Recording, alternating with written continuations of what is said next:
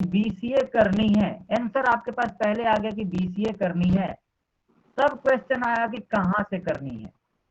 Yes sir. आपको कपड़े खरीदने हैं तो पहले आंसर आपके पास मौजूद है कि कपड़े खरीदने हैं, बाद में क्वेश्चन आता है कि कपड़े कहां से खरीदने हैं, सेकेंडरी मैटर होता है। तो problem not, answer comes first, और according to answer we always searches about the question and what are the basically in our mind, and for the question, for every question we search for the answer also. So the point is what, कि सबसे पहले हमारे पास कोई भी problem अपने जीवन में या किसी भी प्रोग्रामिंग स्किल में आती है तो सबसे पहले हमारे पास अपने मन में कोई भी प्रॉब्लम आए तो अपने मन में कुछ क्वेश्चंस करने चाहिए। हमें सबसे पहले क्वेश्चन आता है कि what is the problem.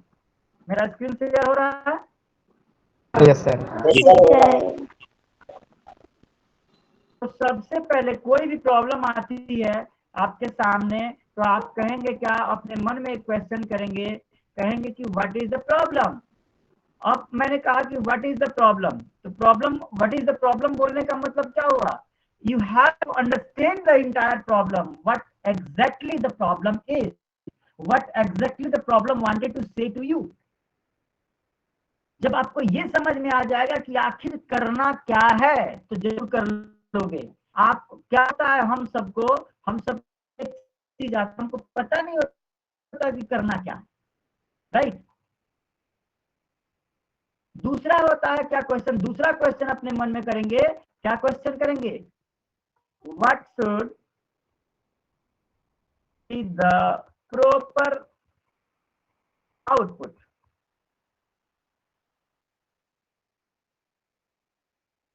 Proper output क्या होना चाहिए इस प्रॉब्लम का, आउटपुट का मतलब क्या हुआ, आंसर क्या होना चाहिए, ये आप सोचेंगे। दूसरा क्वेश्चन आपके मन में आना चाहिए। तीसरा क्वेश्चन आपके जो मन में आना चाहिए, what are the basic, sorry 1 second, what are the basic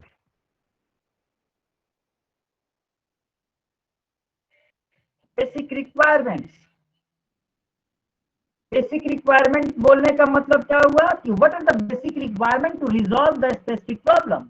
इस प्रॉब्लम को रिजॉल्व करने के लिए किन किन चीजों की जरूरत है।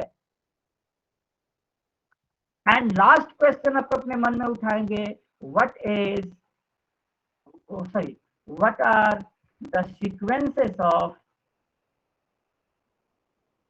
ऑफ द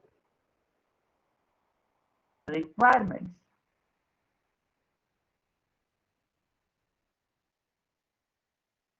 देखो मैं आप लोगों को इंजीनियरिंग सिखा रहा हूं अभी, अभी जो जितना चीज मैंने 4 क्वेश्चन बताया और प्रॉब्लम सॉल्विंग टेक्निक बताया, that is the basic engineering.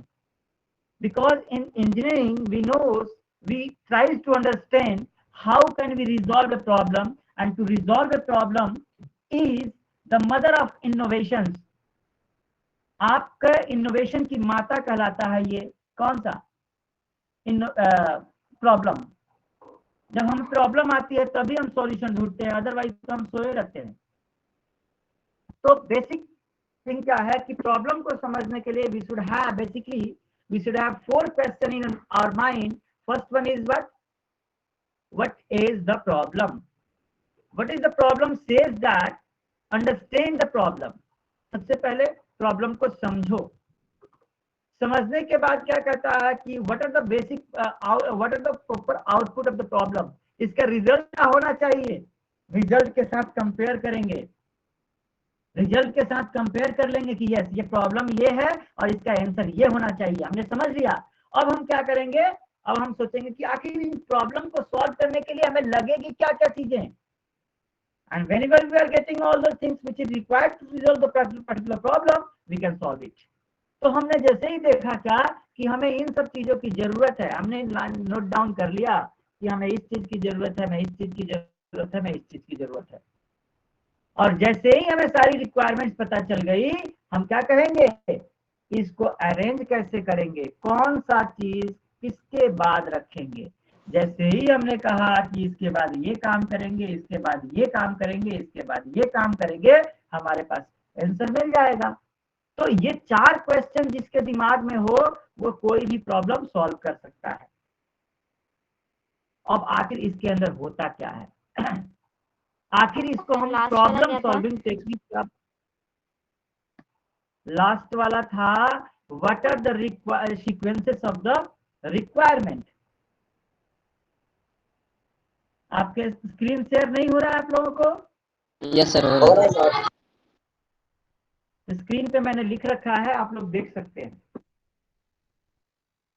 तो ये 4 क्वेश्चन अगर हम किसी भी प्रॉब्लम से रिलेटेड अपने क्वेश्चन अपने मन में लाते हैं तो हमारा प्रॉब्लम सारा रिजॉल्व हो जाता है। इसमें किसी को कुछ पूछना है?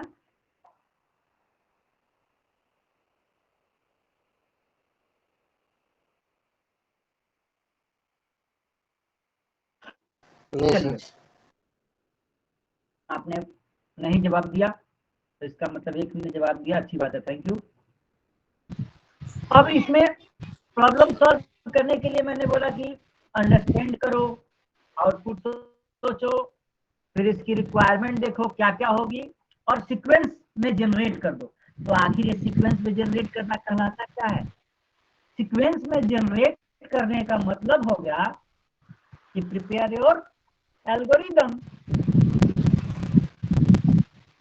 एल्गोरिदम बना दो। जैसे ही आपने एल्गोरिदम बनाया, एल्गोरिदम को प्रोसेस में और सिंटेक्स के साथ जिस प्रोग्रामिंग लैंग्वेज में लिखना चाहते हो लिख दो, हो गया आपका आंसर।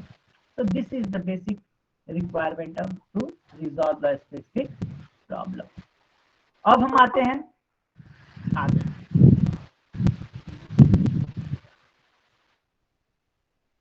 अब जाते हैं आपके टॉपिक पे चलते हैं। हेलो हाँ बोलो कीर्ति, बोलो। सर, स्क्रीन शो नहीं हो रही है यहाँ पे। सबको नहीं हो रही है कि आपको नहीं हो रही है? नहीं सर, पता स्क्रीन नहीं। हो रही है, हो रही है सर। ओके, कोई सर, बात हो रही नहीं, है। दोबारा से मैं शेयर कर देता हूँ, कोई बात नहीं, दोबारा से स्टॉप करके शेयर करता हूँ।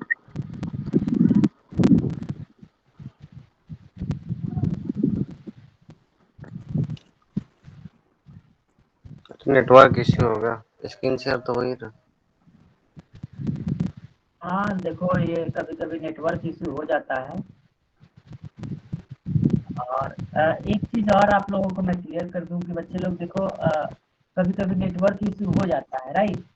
तो यस सर। क्लास प्रॉब्लम आएगी तो मैं एक्स्ट्रा क्लासेस दे करके आप लोगों को मेंटेन कर दूंगा।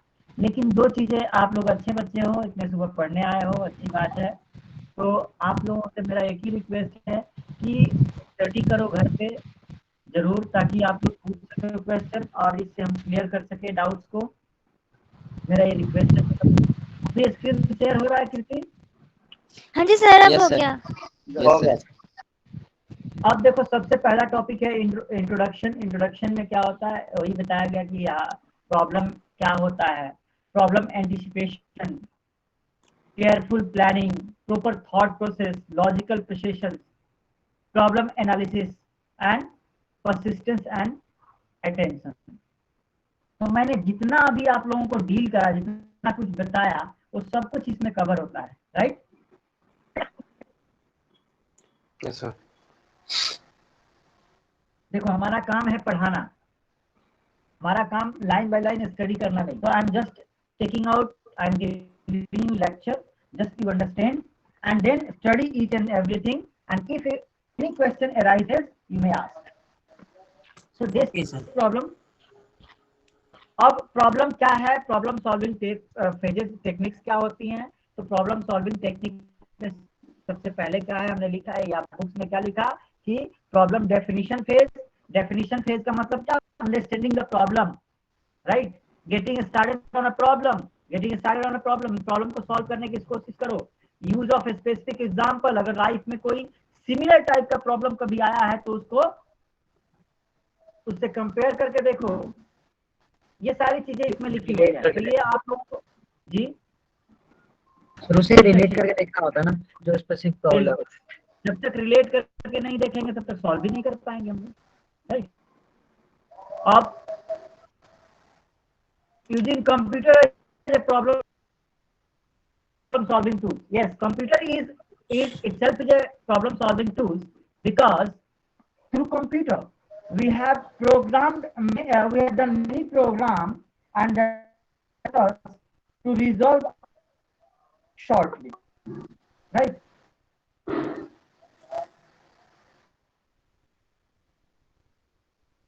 One second.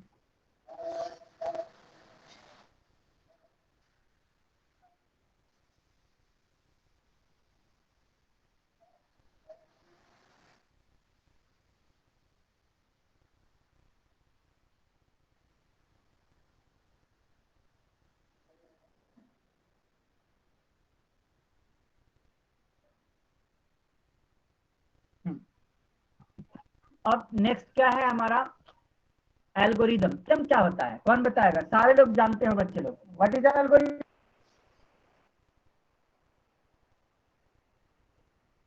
एल्गोरिदम क्या होता है? What is an algorithm? कौन बताएगा? सर एल्गोरिदम तो किसी चीज को लिखने, स्टेप बाय स्टेप लिखने को एल्गोरिदम कहते हैं। गुड, बहुत बढ़िया बताया बच्चे आपने। Algorithm is a process of solving any types of problem in a step by step manner, or we can say step by step procedure to resolve any type of problem is known as algorithm. Algorithm, जैसा कि मैंने बोला, algorithm should have steps, right? Yes sir. Just देखो, हमने कहा कि algorithm is the step by step procedure.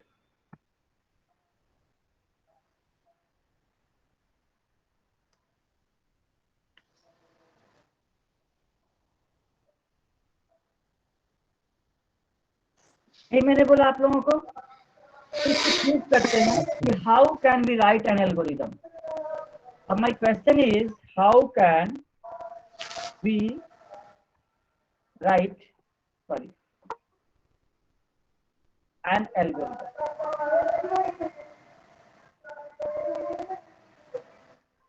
इसी algorithm को कैसे लिख सकते हैं?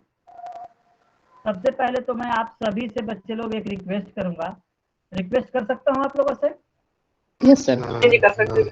रिक्वेस्ट करूंगा ये कि मेरी क्लास जितनी भी हो ना बच्चे लोग, टाइम पे ज्वाइन कर जाए, क्योंकि मैं एकदम टाइम पे आऊंगा। 10-15 मिनट पहले छोड़ूंगा जरूर, लेकिन टाइम पे आऊंगा। हाँ, इन केस कोई नेटवर्क इशू हो जाए तो अलग बात है। टाइम पे आने से जानते हो क्या होगा कि बीच बीच में जो डिस्टर्बेंस होता है ना कि हम भी ज्वाइन कर भाई। हाँ जी, किसी ने कुछ बोला बच्चे?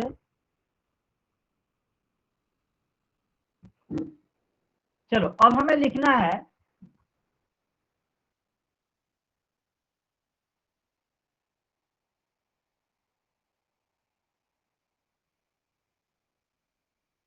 हमने लिख दिया क्या कि write an algorithm to add 2 numbers. 2 number को ऐड करने के लिए एल्गोरिदम लिखना है आपको। तो आप कैसे लिखोगे एल्गोरिदम? क्या लिखोगे एल्गोरिदम में? तो algorithm step by step manner होता है, जिसमें 2 स्टेप्स हमेशा फिक्स होती हैं। और स्टेप्स कौन सी होती हैं? फर्स्ट स्टेप स्टार्ट और स्टॉप। गुड। फर्स्ट स्टेप होता है स्टार्ट और लास्ट स्टेप होता है स्टॉप। हमने लिखा स्टेप 1। यहाँ तो किसी को दिक्कत ही नहीं। अब स्टेप 2 में आप लोग कॉपी कलम लेके बैठा करें। मर्जी है लिखिए, नहीं मर्जी है मत लिखिए, मैं जबरदस्ती नहीं कर सकता। ओपन यूनिवर्सिटी है, लेकिन मेरे हिसाब से कॉपी क्या कलम लेना चाहिए या स्क्रीनशॉट लेके रख लिया करना जब मैं लिख दूंगा तो। सर अभी स्क्रीनशॉट लेके बाद में नोट कर लेंगे। जो मर्जी आप लोगों का। दूसरा पॉइंट क्या है कि अब मान लो हमें 2 नंबर ऐड करने हैं, तो मैंने पहला क्वेश्चन क्या करा था आप लोगों से, जब कोई भी प्रॉब्लम सॉल्व करनी हो क्या करनी चाहिए, प्रॉब्लम को समझनी चाहिए। प्रॉब्लम हमने समझ लिया है कि 2 नंबर को ऐड करना है हमें। तो दूसरा क्वेश्चन लिखा है कि आउटपुट क्या होगा, तो दोनों का सम, ये भी क्लियर है हमारे पास। तीसरा क्वेश्चन लिखा था कि रिक्वायरमेंट्स क्या क्या है उनकी, तो 2 नंबर को ऐड करने के लिए किन किन चीजों की जरूरत है बच्चे लोग। Sir 2 values. अब बोलिए जी। 2 नंबर चाहिए सर। इंटर 2 नंबर, गुड, बहुत बढ़िया बताया। चाहिए सर 2। हमें इंटीजर, फ्लोट, कैरेक्टर से भी मतलब नहीं है। We are going to develop an algorithm, not a program. First of all we are going to understand how to write problem और हाउ टू राइट एल्गोरिदम। तो हमें आपने जैसा बताया, बहुत बढ़िया बताया कि 2 नंबर की जरूरत है, तो मैंने वही चीज लिख दी, इनपुट इंटर 2 नंबर। और क्या क्या जरूरत है भाई। अब तीसरा प्रोसेस क्या करेंगे, ऐड द 2 नंबर। अब हमने कहा कि अरेंजमेंट, मैंने चौथा क्वेश्चन लिखा था कि अरेंजमेंट ऑफ द रिक्वायरमेंट, सही बोला था ना मैंने। देखो 4 क्वेश्चन किसी भी प्रॉब्लम को सॉल्व करा देगा, अपने दिमाग में अगर बैठा लेते हो तो बस। तो अरेंजमेंट क्या करना है भाई, तो इसका सम ही तो करना है। Add both numbers and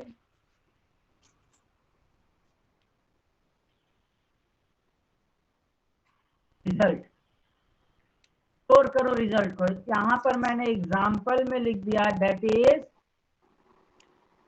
a is equal 8, b is equal to 9। लिख सकता हूं ना एग्जांपल समझने के लिए। Yes sir. जी सर। और फिर मैंने कहा यहां पर, हमने यहां पर भी लिखा that is result is equal to, पूरा लिख दूं नहीं तो नहीं समझ में आएगा कहीं आप लोगों को, a प्लस b। ठीक है। अब स्टेप क्या होगा, हमारा काम तो हो गया ना, जितना काम करना था। Yes sir. अब क्या होगा, स्टॉप। प्रिंट द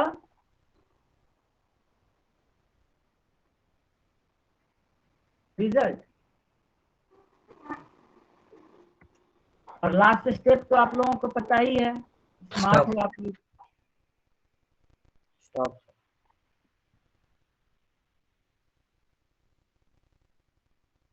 तो क्लियर हो गया आप। Yes, yes sir. सर।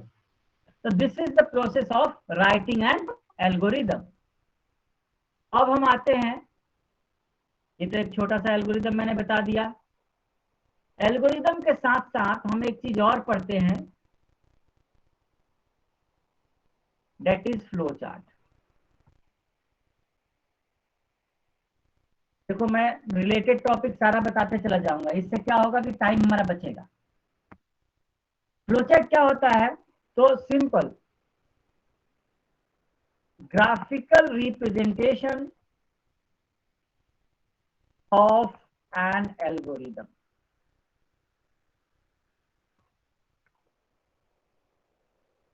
किसी भी एल्गोरिदम का ग्राफिकल रिप्रेजेंटेशन क्या कहलाता है, फ्लो चार्ट। फ्लो चार्ट कहलाता है। अब ग्राफिकल रिप्रेजेंटेशन में हम आते हैं तो कुछ ग्राफ्स इसके होंगे, कुछ सिंबल्स होंगे जो फिक्स सिंबल्स होंगे। उन सिंबल्स को हम बनाते हैं। सबसे पहला सिंबल होता है ओवल। ओवल, ओवल क्या होता है, स्टार्ट और एंड के लिए। स्टॉप के नाम। स्टॉप। दूसरा क्या होता है भाई, रेक्टेंगल।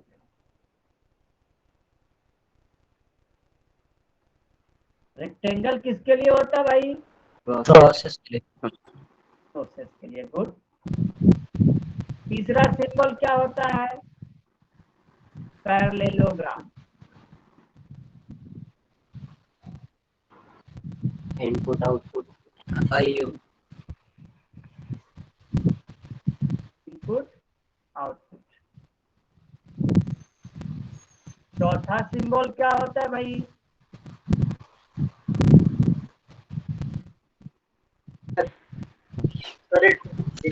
कंडीशन के लिए डायमंड। बहुत बढ़िया। ब्रांचिंग के लिए होता है, ब्रांचिंग और क्वेश्चंस के लिए। सर वीडियो स्टॉप हो गई। नेटवर्क ठीक कर अपना। डिसीजन मेकिंग के लिए स्टॉप हो गई। ओके, वीडियो तो मैं ऑन ही नहीं करता। मैंने सही तो दी, हमें तो दिख रही थी सर। सर स्क्रीन स्टॉप हो गई, सॉरी। स्क्रीन की बात कर रहा था, हाँ वीडियो जी तो मैं सर। हमेशा ऑन ही रखता हूँ। मैं तो यस सर। हाँ, स्क्रीन ये डिसीजन मेकिंग के लिए हो गया। और ये क्या हो गई? लो line.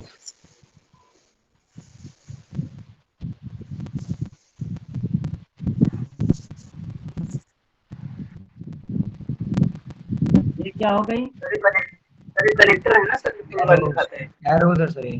Show off direction.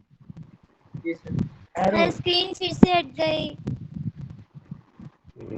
Network issue है इनका। आपका नेटवर्क इशू है बेटा। तुम अपना ऐसा ही करो, सर को मत डिस्टर्ब करो। क्या हो गया सर? अरे रिफ्रेश कर ले या ठीक हो जाएगा। सर आपका सही आ रहा है। जिसको प्रॉब्लम आएगा वो तो बोलेगा ना बच्चे लोग। तो डोंट पोक और डोंट कमेंट ऑन एनीवन। सबसे पहली बात, तो प्रॉब्लम आ रहा है बच्चे को बता रही है। आप लोगों को प्रॉब्लम आएगा नेटवर्क तो फुल आ रहे हैं सर। हाँ बच्चे, नेटवर्क रिफ्रेश कर ले मेरी माँ। आता है और उसमें नेटवर्क में ना इशू रहता है। मैं फिर से कर लेता हूँ। नेटवर्क फुल आएगा, लेकिन क्या होता है कभी कभी फ्रीक्वेंसी गड़बड़ होती है ना, तो नहीं आता। अभी आ गया? आ गया सर अब। हाँ जी सर। कोई बात नहीं, होता है। अभी देखो मैं दो क्लासेस जो आप लोगों की है 14 और 15 को, राइट? क्लासेस है जी नहीं? सर। आज के बाद 14-15 है ना आप लोगों 14-15 जी? 14-15 को है। हाँ 14-15 को है। तो मैं आउट ऑफ दिल्ली रहूँगा और उस सिचुएशन में अगर क्लासेस नहीं हो पाई तो मैं आप या कोई नेटवर्क इशू रहा तो मैं आप लोगों को एक्स्ट्रा क्लासेस दे करके मेंटेन कर दूंगा, तो टेंशन लेने की जरूरत नहीं है, ठीक है?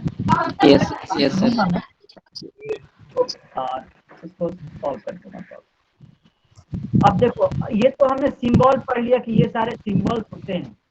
अब अकॉर्डिंग टू दिस एल्गोरिथम, अब इस एल्गोरिथम के अकॉर्डिंग हम कैसे इसको जनरेट करेंगे वो देखते हैं। अब कोई भी फ्लो चार्ट बनाना हो तो फटाफट पहले एल्गोरिथम लिख दो और एल्गोरिथम के साइड में आप अपना बना दो फ्लो चार्ट। अब देखो मैंने क्या किया, मैंने लिया ये सबसे पहला क्या है, स्टार्ट है ना, यस सर। ओवल बनाया। ये दिन भर आने जाने का झंझट ना बंद करा करो आप लोग, डिस्टर्बेंस होती है बच्चे लोग। आधा कोर्स का टाइम तो आप लोग ले लेते हो स्टार्ट करने में, दिन भर आते रहेंगे जाते रहेंगे। स्टार्ट हो गया। इंटर टू नंबर क्या है, इंटर करना। कोई नंबर अगर इंटर करना है तो क्या हुआ, that is the process.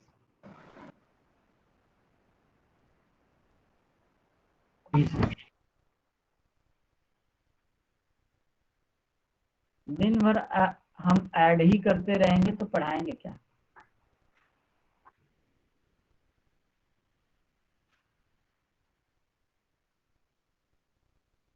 Inter two numbers हमने लिख दी इसमें।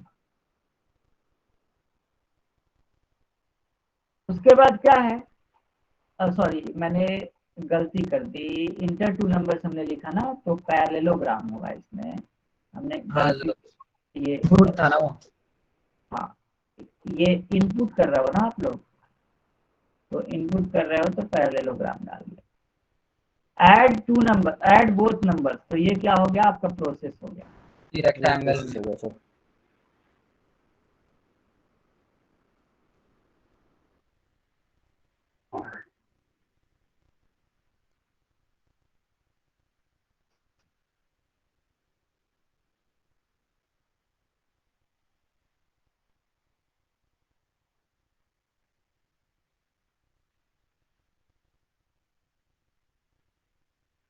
अब क्या करना है भाई, तो प्रिंट करना है। प्रिंट करना मतलब आउटपुट देना। आउटपुट के लिए क्या लिखोगे आप,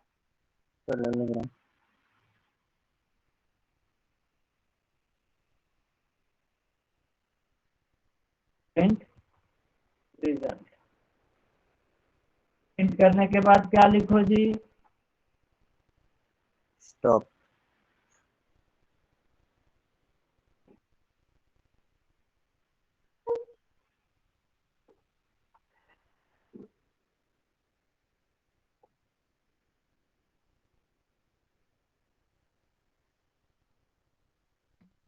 बोलो, एल्गोरिदम और फ्लो चार्ट दोनों समझ में आ गए आप लोगों को?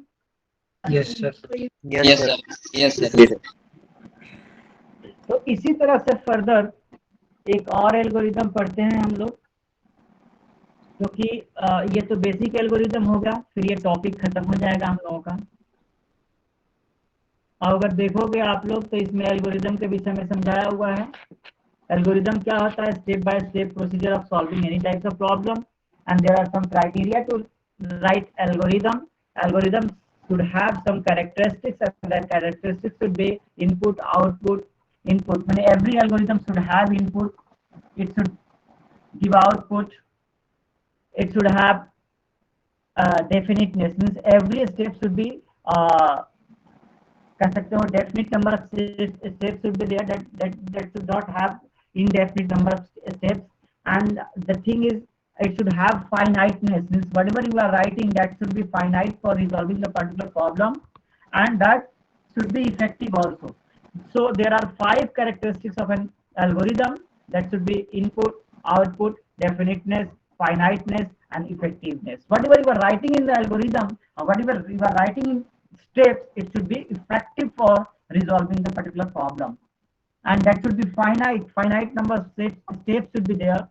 Definiteness means whatever you are writing, that should definitely work in the entire system, and you should produce some input, you should provide some input to resolve the problem, and according to input it will give us the output. Yes, पूछिए किसी किसी को। आप लोगों ने अभी तक 4 लोगों ने हैंड रेज करके रखा है, पूछ लो भाई जो पूछना है। सर वो पूछना कुछ नहीं होता उन्हें, बस वो फ्रंट बेंचर है, जैसे फ्रंट बेंचर आगे आगे बैठता है ना सर। सर मैं पूछ लूं, नेक्स्ट चैप्टर से है। देखो किसी के विषय में कुछ भी मत बोलो बच्चे लोग। सर हर क्लास में होता है ना सर, आई नो। अच्छा कोई बात नहीं बच्चे, कोई बात नहीं, मैं एक बार पूछ लूंगा फिर छोड़ दूंगा। सर मेरा बेसिक्स ऑफ सी में से है, पूछूं? जी बच्चे। सर जो एक प्रोग्राम होता है सी का, उसमें %d और %n क्यों यूज करते हैं? I'll come you, अब मैं आता हूँ वहां पे, पॉइंट बाई पॉइंट पढ़ाने दो, आता हूँ मैं। %d मैं बता देता हूँ ऐसे, क्योंकि काउंसलिंग से समय जो पूछोगे बताना ही पड़ेगा। तो पहले है क्या, %d आता है इंटीजर के लिए, %c आता है कैरेक्टर के लिए। क्लियर? Yes sir. हाँ जी बोलिए अंकुर, कुछ बोल रहे हैं आप? सर वो मैं बोल रहा हूँ कि सर वो जो बता रहे हो तो इसीलिए आता है ना सर, सी जो है वो जो है डी सर इंटीजर के लिए, और सर जो है सी कैरेक्टर के लिए है, जो बोले होते हैं। सी होता है %c लिखते हैं कैरेक्टर को एक्सेप्ट करने के लिए, और डी लिखते हैं इंटीजर को। ठीक है? और सर एक स्कैन एफ भी होता है, उसके वो किस लिए यूज करते हैं? स्कैन रीड करने के लिए, उसी के साथ तो %d लगाते हैं। नहीं सर, वो % तो सर प्रिंट में भी लगाते हैं, पर स्कैनर को इनपुट लेने के लिए। जी भैया जी। हाँ बोलिए सर। वो जो स्कैनर में सर जो %d करके ना सर, जो एंड ऑपरेटर वो लगा देते हैं सर, एड्रेस ऑपरेटर लगा देते हैं, जो देते हैं ना, एड्रेस ऑफ कहा जाता है उसको। हाँ जी हाँ जी। तो मेमोरी में जो एड्रेस मेमोरी में एड्रेस स्पेसिफाई करने के लिए होता है। हाँ जी सर। और कुछ पूछ लो भाई। आगे बढ़िए तो जैसे सिखाएंगे। नहीं, आप लोगों को बता रहा हूँ, आप लोग जो पूछ रहे हैं ना बिल्कुल गलत पूछ रहे हैं। सबसे पहले वेस्टेज ऑफ टाइम हो रहा है। क्यों, मैं बता देता हूँ। जो टॉपिक चल रहा है उस टॉपिक से रिलेटेड पूछो। जब कोई टॉपिक नहीं चल रहा है ना तो आप कुछ भी पूछ सकते हो। इससे क्या होता है, टाइम कम लगता है। और देखो अभी जैसे एल्गोरिथम फ्लोचार्ट पढ़ा रहा हूँ, उस पर समझाने की कोशिश कर रहा हूँ, आपने प्रोग्रामिंग के बाद से पूछना शुरू कर दिया, तो वेस्टेज ऑफ टाइम आप ही लोगों का हो रहा है, मेरा नहीं। मुझे क्या 3 क्लास देनी है, 3 क्लास देके निकल जाऊंगा, फिर क्या करोगे? आगे आगे बढ़िए। पढ़ाइए, आप पढ़ाइए चलो सर। ठीक ठीक सर है। फ्लो चार्ट का बेसिक ये बता दीजिए सर, बेसिक स्ट्रक्चर जो रहता है बनता कैसे सर, मुझे आज तक समझ नहीं आया। फ्लो चार्ट का बेसिक जो चीज है अभी मैंने बताया, इसमें से बताओ बच्चे क्या नहीं समझ में आया। अभिजीत? सर ये तो समझ में आया सर, बेसिक आ गया था, लेकिन अभी क्वेश्चन वाइज एक में और कैसे बनता है? एल्गोरिथम बनाऊंगा थोड़ा सा कॉम्प्लेक्स इससे, और उसका फ्लो चार्ट बनाएंगे तो क्लियर हो जाएगा। ठीक है। ठीक है सर। अब मैंने क्या किया, मैं अब इसको इरेज करता हूं मैं।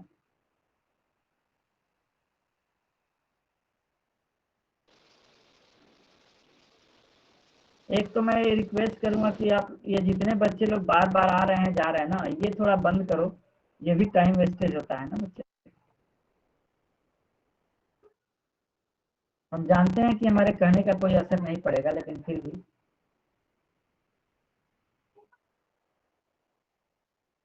देखो अब हमें एल्गोरिथम लिखना है, मानो 1 से 10 तक हमें प्रिंट करना है, तो इसके लिए एल्गोरिथम लिखेंगे हम लोग। 1 to 10, how to write a program to print 1 to 10।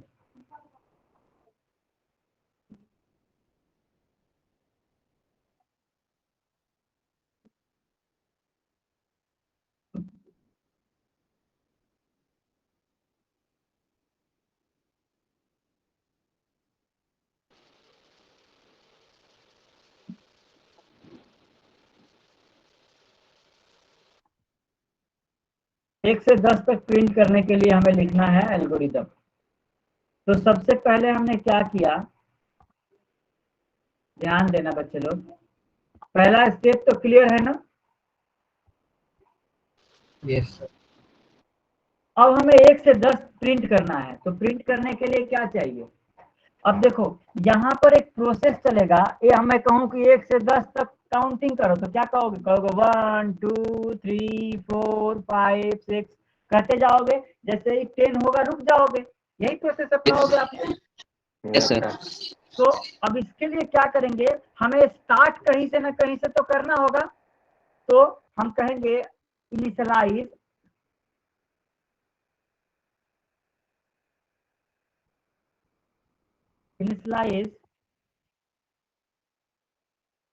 Start is equal to 1। क्यों भाई स्टार्ट इज इक्वल टू 1? क्योंकि हमने कहा कि 1 से 10 तक प्रिंट करना है, राइट? तो एक स्टार्टिंग पॉइंट हो गया, ठीक है। यस। और हमने कहा enter the last number, that is an. मैं क्या कर देता हूं, यहां पर एन कर देता हूं, क्योंकि 1 से 10 तो 10 भी हो, एन पे क्या होगा 10 भी हो जाएगा, 10,000 भी हो जाएगा, राइट? Yes sir. ठीक है। तो अभी हमने कहा इंटर द लास्ट नंबर कर दिया। अब फर्स्ट और लास्ट तो प्रिंट हो गया, मिल गया ना हमें। तो यस क्या सर, मिल करते गया।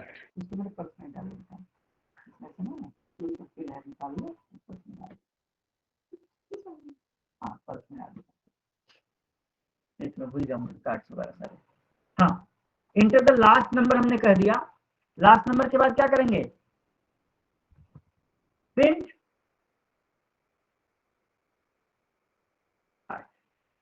स्टार्ट में क्या है बच्चा? 1। स्टार्ट में 1 है ना,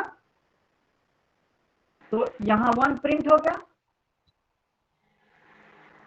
प्रिंट स्टार्ट लिखा तो 1 प्रिंट हो गया ना। Yes sir. हाँ सर। अब क्या करेंगे, जब 1 तुम जैसे मैंने बोला 1 से 10 तक काउंटिंग करने के लिए, तो 1 आपने कह दिया, तो 1 के बाद क्या करोगे आप? 1 + 1। दोबारा क्या करोगे? करके आप 2 कहोगे। क्वेश्चन का आंसर क्वेश्चन के हिसाब से दो। अब आप क्या कहोगे? 2 कहोगे। तो 2 कैसे आया? तो 1 को इंक्रीमेंट कर दिया। तो हम लिखेंगे इंक्रीमेंट स्टार्ट बाई 1, यानी कि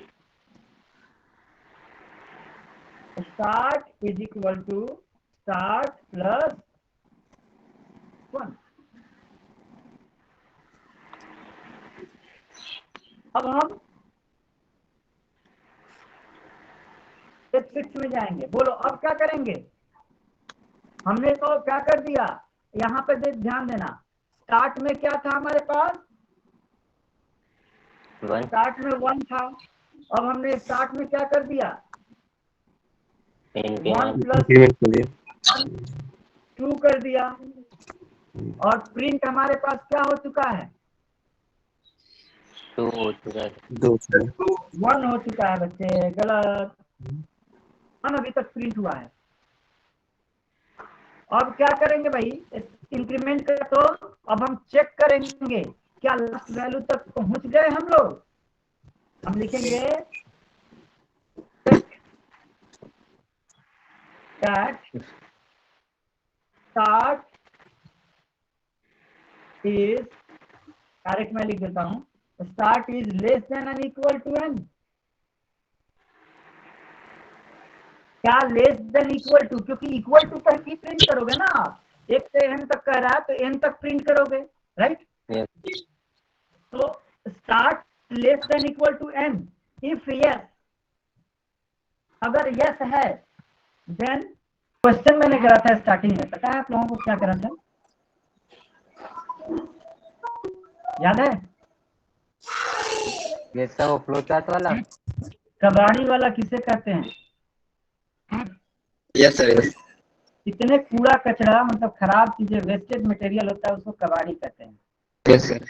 और जो टाइम पे मंदिर में जाकर दूसरा बात करे उसको भी कबाड़ी कहते हैं। क्लास में आकर दूसरा बात करे उसको भी कबाड़ी ही कहते हैं। बाकी तो समझदार हो।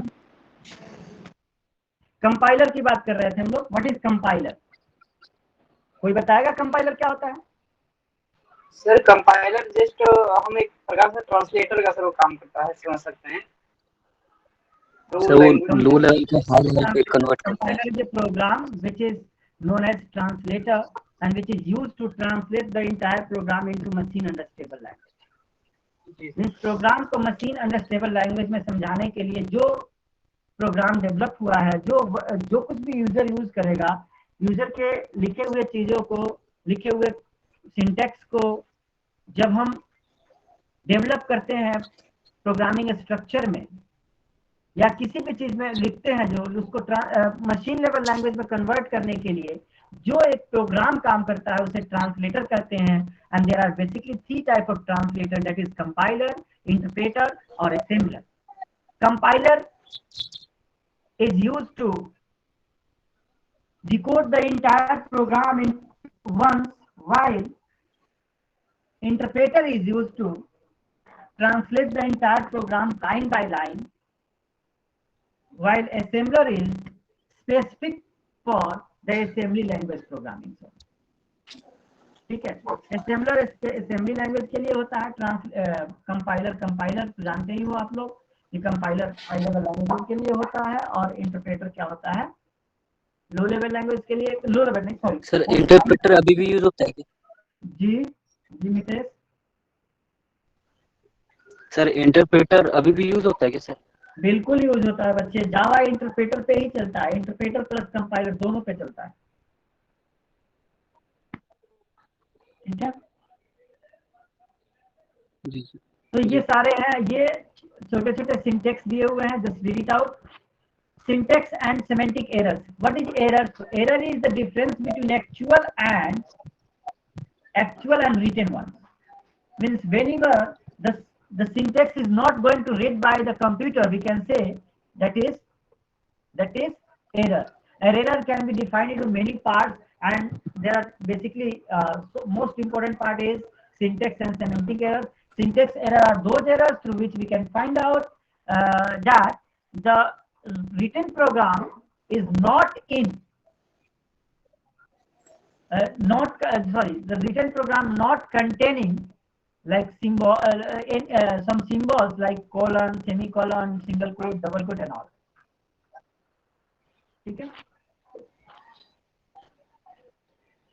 Link and run the program. Link और रन द प्रोग्राम, जब हम प्रोग्राम को सेव करते हैं तो कहीं ना कहीं मेमोरी स्पेस लेता है। उस मेमोरी स्पेस को लेने के बाद हम जो मेमोरी स्पेस लेता है वो वहां पर क्या करता है, डेटा स्टोर करता है। लेकिन फर्दर जो भी आप कोड लिख रखे हो उसके लाइब्रेरी फाइल से क्या करता है, अटैच करता है, जिसके यहाँ पे ट्रांसलेशन होता है। तो इस प्रोसेस को क्या कहते हैं, लिंकिंग करना। तो किसी भी प्रोग्राम को हम क्या करते हैं, पहले लिंक करते हैं, फिर उसको रन करते हैं। रन करने का मतलब एग्जीक्यूशन में डालना है। एग्जीक्यूशन में जब डालते हैं तो हमारा रिजल्ट आता है। Just go through the particular point. अगर कोई डाउट है तो पूछिए आप लोग। लिंकर एरर, लिंकिंग में प्रॉब्लम आता है तो लिंकर एरर होता है, लोडिंग में प्रॉब्लम आता है तो लोडिंग एरर होता है। एक ये दिया हुआ है डायग्रामेटिक एरर। एरर इंपॉर्टेंट है, याद रखना आप लोगों को, एरर इंपॉर्टेंट है टॉपिक। एरर्स में से कुछ भी आ सकता है। 5 number programming representation of diagrammatic representation of program execution process. Program execution process क्या होता है, तो भैया प्रोग्राम हम लिखते हैं, सी लैंग्वेज में प्रोग्राम लिखा, उसको कंपाइल करा, डिबग करा, डिबग करने के बाद क्या, लिंक द प्रोग्राम को लिंक करा। डिबग करने का मतलब क्या, जो छोटे छोटे एरर्स, छोटे छोटे पॉइंट्स हैं उसको हमने रिजॉल्व करा। उसके बाद हमने लिंक करा, लिंक करने के बाद एग्जीक्यूट करा, एग्जीक्यूट करके test run, verify the result. Test किया, वेरीफाई करा, काम खत्म। ठीक है, तो इस तरह से दूसरा चैप्टर भी खत्म हो गया।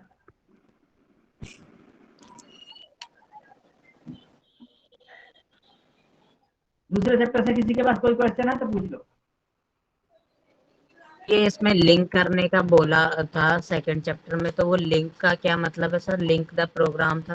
जैसे आप प्रोग्राम लिखते हैं, जब आप प्रोग्राम लिखते हैं ना तो क्या होता है प्रोग्राम में कि प्रोग्राम में बहुत सारे कीवर्ड्स लिखते हैं जो प्री डिफाइंड है, राइट।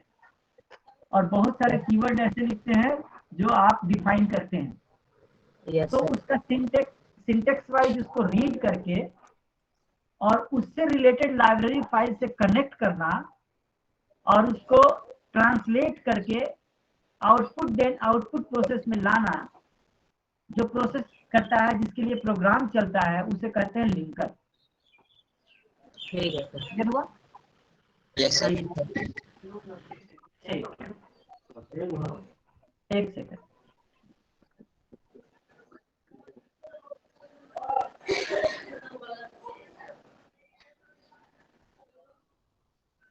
एक काम हो रहा है।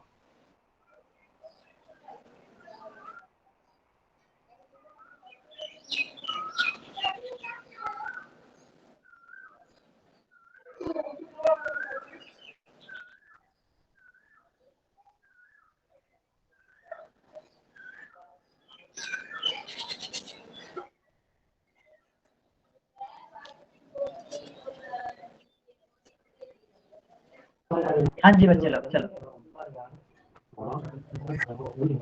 घर में काम लगा हुआ है तो मिस्त्री आए हुए थे। Variable and constant. वेरिएबल से क्या होते हैं सर? जिनकी कांस्टेंट वैल्यू नहीं होती सर, जिसको हम वेरिएबल जो हम स्टार्टअप में मेमोरी लोकेशन प्रोवाइड करो। Variable is a name which can have storage and which can store value for the future references, and that depends on the type of variables, which types of variable we have defined. That depends on basically the identifier. Identifier means what? Identifier is used to identify the specific type of variable. Variable को identify करने के लिए identifier use होते हैं। तो identifier के साथ जो भी वेरिएबल हम यूज करते हैं उसके अकॉर्डिंग हमें रिजल्ट आता है। वेरिएबल क्या आता है? Variable is the name which is used to store the किसी स्पेसिफिक मेमोरी लोकेशन की वैल्यू। जी नितेश। अरे सर को तो बोलने दे भाई, फिर बोलना। ठीक है। वेरिएबल को मैंने बताया कि एक ऐसा नाम होता है जिसमें हम वैल्यू स्टोर करके रखते हैं और इसको फर्दर यूज कर सकें, वेरिएबल कहलाता है। ये आइडेंटिफायर के ऊपर डिपेंड करता है। और आइडेंटिफायर क्या होते हैं? तो टाइप्स ऑफ वेरिएबल, जैसे आप इंट लिखते हो, इंट ए, तो इंटीजर टाइप का ए हो गया, तो ये वेरिएबल कहलाते हैं। कई बहुत सारे लोग वो बोलते हैं वेरिएबल वो होता है जो वेरी करता है, that is a totally wrong answer, लेकिन लोग कहते हैं बस वेरिएबल। अब आते हैं कैरेक्टर सेट के ऊपर आते हैं। कैरेक्टर सेट क्या होता है? All those symbol which is used in the computer science that is known as the symbols or character set. Under character set we can have A to Z in capital and small, 0 to 9, 0 to 9, and all special characters comes under the character. Identifiers and keywords. What are the identifiers? Basically, identifiers are those which identify the specific variables, and keywords are those which is already predefined in computer system and which can have its proper task to complete. जितने भी words define होते हैं compiler के अंदर, उसे keyword के नाम से जानते हैं। और आइडेंटिफायर वो होते हैं जो हमारे सिस्टम में आइडेंटिफाई करते हैं कि कौन सा वेरिएबल किस टाइप का है, क्या है। वो आइडेंटिफाई करने वाला क्या कहलाता है? आइडेंटिफायर के नाम से जाना जाता है। कीवर्ड्स वो हो गया ना, लाइक प्रिंट, मेन, इंट वगैरह। जितना भी वर्ड्स है ना, print F, scan F, for, do, while, data type सारे कीवर्ड्स हैं, ठीक है सर। सी में सर 32 सर कीवर्ड है ना सर? एक सेकंड, क्या पूछ रहे हो आप? सर करेंगे 32 सर कीवर्ड है ना सर सी में? अप्रॉक्स 32 है। हाँ, अभी बहुत सारे कीवर्ड्स और नए भी आए हैं, लेकिन कीवर्ड्स अप्रॉक्स 32 है। ये कीवर्ड्स आपके सामने लिखे हुए हैं, यू कैन सी। ये लिखा है गो टू, ठीक है। Data type and storage. Data types and storage. Data type क्या कहलाता है कि किस तरह का डेटा हम स्टोर कर सकते हैं, वो डाटा टाइप कहलाता है। और स्टोरेज का मतलब होता है मेमोरी लोकेशन, जो किस तरह के मेमोरी लोकेशन से हम काम कर सकते हैं, वो हमारा मेमोरी लोकेशन क्या कहलाता है? स्टोरेज कैपेसिटी कहलाता है। और कौन सा डेटा टाइप कितने तरह कितना वैल्यू एक्सेप्ट कर सकता है, that is the limitation of the data कहलाता है। जैसे मान लो आप देखोगे यहाँ पर जो 4 तरह के डेटा टाइप यहाँ दिए हुए हैं, integer, character, float and double. Integer में 2 बाइट, इंटीजर 2 बाइट का मेमोरी लेता है और मैक्सिमम 32,767 से लेकर के -32,768 तक वैल्यू स्टोर कर सकता है। कैरेक्टर में क्या होता है? 1 बाइट का स्पेस लेता है, -128 से लेकर के 128 तक स्टोर कर सकता है। फ्लोट में क्या होता है? 4 बाइट का स्पेस लेता है, 3.4 × 10⁻38 से लेकर 3.4 × 10⁻38 तक ले सकता है। डबल में क्या है? डबल 8 बाइट का स्पेस लेता है, 1.7 × 10⁻308 से लेकर के 1.7 × 10⁻3 + 308 तक की वैल्यू रख सकता है। इससे ज्यादा वैल्यू रह सकता है। This is the range of the data type. Data type and qualifier. Data type and range याद करना जरूरी है सर? आपकी मर्जी। उसका सर एक फॉर्मूला होता है ना, 2 की पावर बिट्स। मैं वो फॉर्मूला नहीं जानता। n-4 मैं वो नहीं जानता फॉर्मूला भाई। कौन से फॉर्मूला से रेंज निकालते हैं ये नहीं जानता मैं। ये सर बाद में बता दियो हमें। रेंज क्या है? बाद में बता दियो, सर, ऐसा कोई फॉर्मूला नहीं है, वो सर, भी सकता है। चलो, बाकी आप निकाल सकते हो। 32,768 का कौन सा फॉर्मूला है निकालने का, कितना रेंज है, बताना मुझे। वेरिएबल बता दिया आपको। Declare variable. वेरिएबल डिक्लेयर कैसे करते हैं? तो जैसे इंटीजर टाइप का वेरिएबल डिक्लेयर करना है तो आप लिखोगे यहाँ पर, 1 सेकेंड,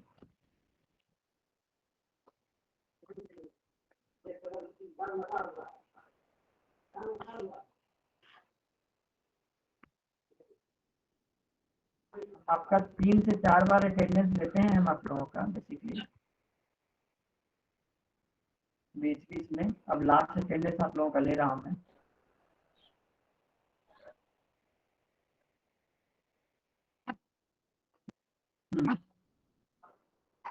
तो वेरिएबल में हमने कहा क्या कि वेरिएबल डिसाइड करने के लिए, देखो ये आप लोग देख पा रहे होंगे, अगर देख पा रहे होंगे तो int a लिखा हमने, तो इंटीजर टाइप का एक वेरिएबल हो गया a, short int a comma b, तो शॉर्ट इंट टाइप का वेरिएबल हो गया a कॉमा b।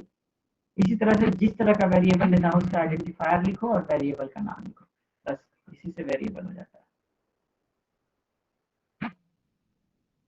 ठीक है, नेक्स्ट इनिशियलाइजिंग वेरिएबल में वैल्यू कैसे इनिशियलाइज करते हैं, तो ये आप लोग जानते ही हो। हमने लिख दिया integer a is equal to 10, is equal to 0.4 into 10 to the power है, वो एक्सपोनेंट के रूप में भी लिख सकते हैं आप। कैरेक्टर को सिंगल कोट में लिखते हैं, सिंगल कोट में इक्वल टू a लिखा हुआ है। कांस्टेंट्स क्या होते हैं, कांस्टेंट बहुत तरह के होते हैं, जैसे integer constant, floating point constant, character constant. Integer constant का मतलब सिर्फ इंटीजर टाइप की वैल्यू एक्सेप्ट कर सकता है, उसे इंटीजर कांस्टेंट कहते हैं। जो फ्लोट टाइप की वैल्यू सिर्फ पॉइंट में एक्सेप्ट कर सकता है, उसके कुछ लिमिटेशंस दिए हुए हैं, just go through this one. जैसे इंटीजर में सबसे पहले क्या लिखा हुआ है, आप ऐसे वैल्यू को लिख सकते हो, आप ऐसे वैल्यू को नहीं लिख सकते। देखो दोनों चीजें यहाँ दी हुई है, अगर देखोगे आप लोग तो यहाँ पर वैलिड और इनवैलिड दोनों पार्ट दिए हुए हैं।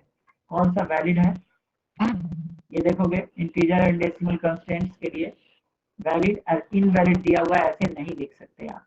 जैसे कॉमा देकर नहीं लिख सकते, पॉइंट नहीं दे सकते, हाइफन नहीं दे सकते, ये सारी चीजें आप नहीं कर सकते। तो ऑक्टल में कैसे नहीं लिख सकते हो, कैसे लिख सकते हो, नंबर सिस्टम ऑलरेडी आप लोगों ने पढ़ रखा है। Yes sir. तो इसको देखना है आप लोगों को। फ्लोटिंग पॉइंट कांस्टेंट्स में क्या लिख सकते हो, क्या नहीं लिख सकते, just go through the books. Character constants, escape sequences होती हैं, ये स्पेस सीक्वेंसेस में स्पेस प्रिंट करना हो तो क्या करोगे, आपका बीप की आवाज चाहिए तो क्या करोगे, ब्लैंक स्पेस के लिए क्या चाहिए, फॉरवर्ड के लिए क्या चाहिए, बैकवर्ड के लिए क्या चाहिए, न्यू लाइन के लिए क्या चाहिए, क्लियर स्क्रीन के लिए क्या चाहिए, हॉरिजॉन्टल टैब के लिए क्या चाहिए, टैब के लिए क्या चाहिए, वर्टिकल टैब के लिए क्या चाहिए, डबल कोड प्रिंट करना हो तो क्या, सिंगल कोड प्रिंट करना हो तो क्या, वर्ड प्रिंट करना हो तो क्या, आप ये सारी चीजें आप देख सकते हैं यहाँ पे। इसको मेमोराइज करना पड़ेगा आप लोगों को। सिंबॉलिक कांस्टेंट, सिंबॉलिक कांस्टेंट का मतलब जो सिंबॉलिक रूप में, सिंबल के रूप में जो जनरेट कर जाते हैं उसे सिंबॉलिक कांस्टेंट के नाम से जानते हैं। बेसिकली इसे हम मैक्रोज के रूप में यूज करते हैं। देखो यहाँ से जैसे प्रोग्राम के सबसे टॉप में हम क्या करेंगे, कुछ डिफाइन कर देंगे कीवर्ड, जैसे हैश डिफाइन प्रिंटफ, प्रिंट लिख दिया, तो जहां जहां प्रिंट लिखेंगे वहां प्रिंटफ की तरह काम करेगा। मैक्स 100 लिख दिया, तो जहां जहां मैक्स लिखेंगे वो 100 अपने आप ले लेगा। जहां ट्रू लिखना होगा, जहां 1 लिखना होगा ट्रू लिख देंगे। तो इस तरह से हम एक कुछ चीजें डिफाइन कर लेते हैं। इस तरह से थर्ड चैप्टर भी आप लोगों का खत्म होगा।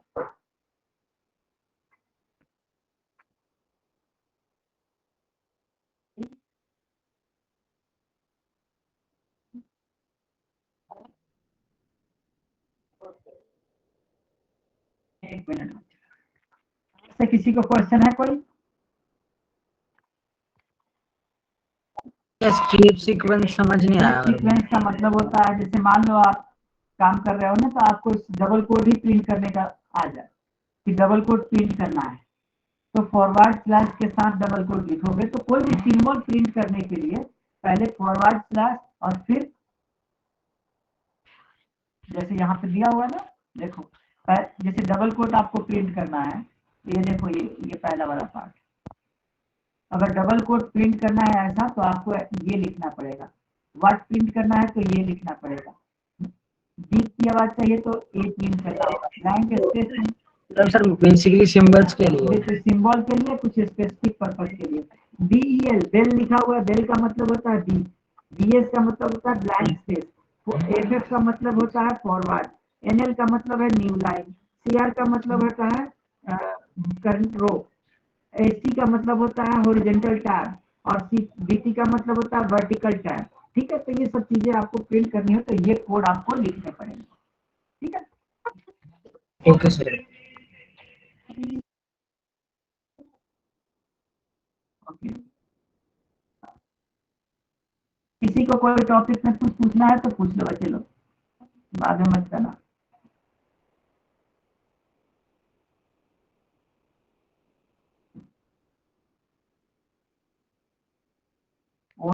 टॉपिक मेरे से आप फिर से मेरे सिस्टम में इश्यू ओपिनियन से हो रहा है, अपडेट मारना पड़ेगा सिस्टम को। चल रहा है लेकिन माउस नहीं चल रहा है।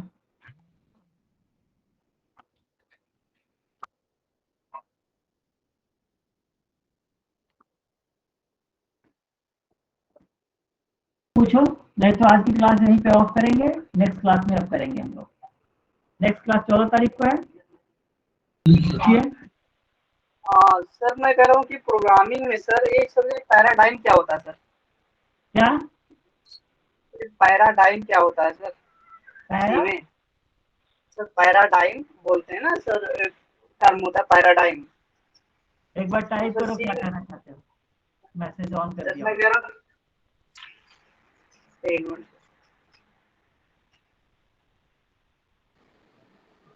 पैराडिगम है। पैराडिगम है। पैराडिगम है। पैराडिगम का मतलब होता है राइटिंग स्टाइल। प्रोग्रामिंग पैराडिगम मतलब programming structure. Programming means how to write the program, what is the process to write the program. Basically paradigm means process. नहीं सर तो कैसे सर मान लीजिए कि सर अलग अलग लैंग्वेज को सर अलग टाइप से होता होगा ना सर? अलग, हर लैंग्वेज में अलग अलग सिंटेक्स होते हैं, लिखने का स्टाइल अलग होता है ना हर लैंग्वेज में। कंसेप्ट सेम होते हैं, लिखने का स्टाइल अलग होता है। लेकिन पैराडिगम का कॉमन चीज है, just like algorithm. Algorithm is common part for each and everyone, every programming language also. So it's known as paradigm, programming paradigm. Means how to write program, what process to apply to write the program. Anything else from anyone? Sir ये कह रहा हूँ कि sir ये जो top down और sir ये up down sir इसका क्या मतलब होता है सर? आपकी आवाज क्यों नहीं आ रही है, समझ में नहीं आ रही है, आप क्या पूछना चाह रहे हैं? सर मैं कह रहा हूँ कि सर प्रोग्रामिंग में टॉप डाउन और सर लेफ्ट डाउन क्या होता है? टॉप डाउन और अप डाउन क्या होता है? किसी को समझ में आया कि इन्होंने क्या पूछा तो बता दो, मेरे को आवाज समझ में नहीं आएगी। सर वो टॉप डाउन, टॉप डाउन क्या होता है? वो जो आपने बताया था ना, कोई भी प्रॉब्लम को हम तोड़ देते हैं पार्ट्स में फिर सॉल्व करते हैं। कि किसी भी प्रोग्राम को छोटे छोटे पार्ट में, जब बड़े प्रोग्राम को क्या करते हैं, पार्ट बाय पार्ट डिवाइड कर लेते हैं और पार्ट बाय पार्ट सॉल्व करके एक साथ फिर इसको मर्ज कर देते हैं। तो ऐसे प्रोग्राम, ऐसे स्ट्रक्चर को top down structure and step wise refinement करते हैं। Okay sir. और पूछिए, कोई पार्ट है तो? और किसी को कुछ पूछना है? सर जी अटेंडेंस लगा देना। मैंने लगा लिया अटेंडेंस। अब आपका गलती है, कब आ रहे हैं कब नहीं आ रहे हैं। आप तो मितेश थे पहले से। मैं अटेंडेंस 3-4 बार ले लेता हूँ, आप लोगों को बताने की जरूरत है, मैं सेव कर लेता हूँ। जी सर, कंटिन्यू सर। ठीक है बच्चे।